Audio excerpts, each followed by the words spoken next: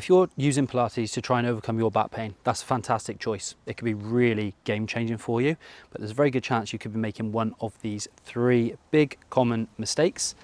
So I'm going to go through what they are, and let's get into this before I turn to dust.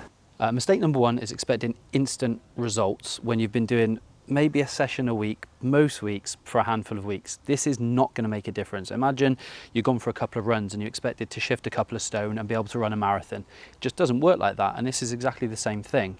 You've got to look at that longer game, 6 to 12 weeks initially, to reassess and see how we're doing, and then we're looking at the longer game. We're looking at longevity, looking at integrating what we kind of learn and how we improve into our life.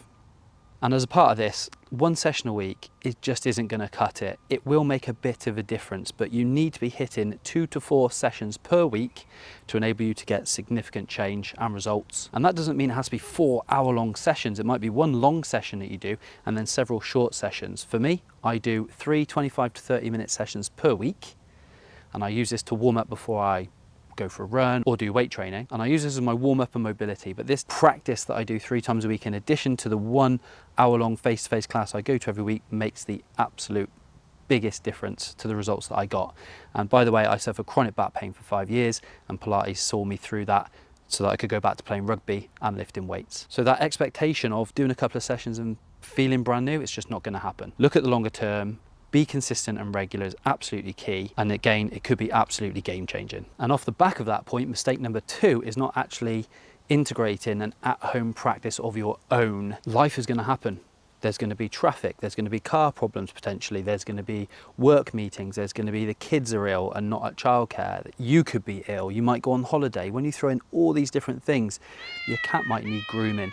There's loads of reasons that you might not make it to that weekly face-to-face session. Accepting and adopting a hybrid approach to your Pilates practice is going to be the thing that keeps you consistent and regular. You're not going to go to 4 face-to-face classes a week, more than likely, unless time and money is no object. But if you were to get in your face-to-face class every week, which is great because I also love face-to-face and I go to my face-to-face class every week, that's brilliant. But then you need to get in these extra sessions, and it could be you do your hour long and you do a few 20-minute sessions, or you have a daily routine. The difficulty then is knowing what to do. And when I first started Pilates, and even a year into it, I couldn't remember what we did when I got home.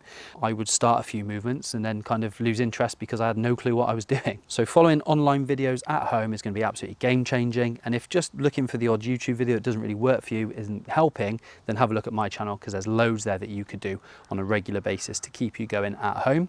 And failing that, you could consider an online membership where you get in regular Zoom sessions in addition to your face-to-face class. You get support from an instructor, and if the Zoom times don't work for you, you can also fit in the recordings or even a 15-minute recorded session into your lunchtime or wherever it works for you.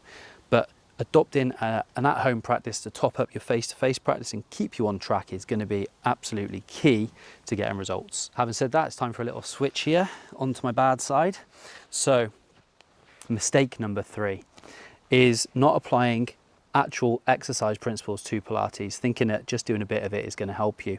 Progressive overload is the principle that I'm particularly talking about, and that means that you do need to push things on over time. We've got to progress those exercises, and I get it. When you've got back pain, you want to take it easier. You want to just, be quite careful not to injure yourself anymore.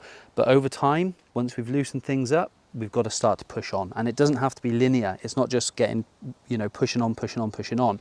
Some days will go easier because we listen to our body, and then other days it's time to push that exercise on a bit. Plank for a little bit longer, work through your spine a little bit more on a roll up, things like that. It's just progressing things on over time with patience, listening to your body, but ultimately we've got to look for that progress. Right? You don't do 5Ks and then go and run a marathon. You build up over 16 weeks normally, at least, to build up to that marathon. And it's the same with Pilates. If you want to get results, we've got to look to progress.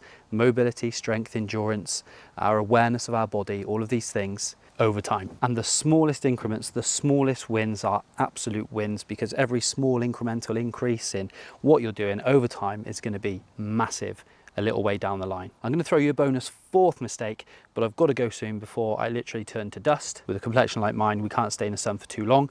Plus I'm starting to squint a lot and sweat. Mistake number 4 is not accepting that things will not be linear. It's not just going to get better and better and better and better until you're fully better. It's going to be up and down, up and down. There's going to be good days and bad days, and flare-ups are going to happen too. I know I've been through it all myself. But what we want to see over time is that you're having less flare-ups and bad days, longer stints of those good days. The good days are better, the bad days are less bad, last for less time, and are less severe. That's what you want to see over a period of time. But accepting that you are going to potentially have flare-ups with chronic pain, it's very, very likely from time to time. For me, touch wood, it's been like every couple of years I've had a bit of an issue for a couple of weeks, but keep moving and always get over it. This is likely to happen. Accepting it is going to be really important for you to not get disheartened, to not lose motivation, and to keep you going. It will not be linear. So in a nutshell, be consistent, regular, practice at home, build things up over time.